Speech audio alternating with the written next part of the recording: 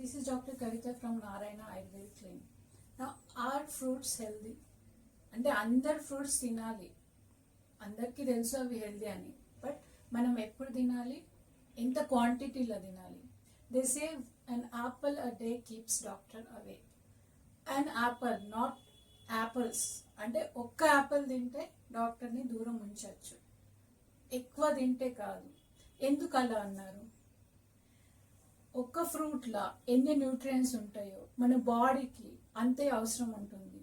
అంటే ప్రతి ఫ్రూట్కి వేరే వేరే న్యూట్రియంట్స్ ఉంటాయి. మీరు రోజు అన్ని ఫ్రూట్స్ తినాలని కాదు, but include one fruit every day.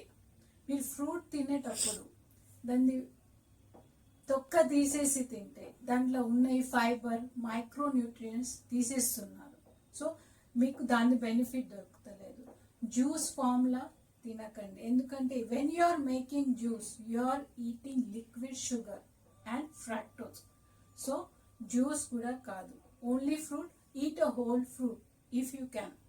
Now one important thing, early morning empty stomach fruit తినద్దు అంటారు.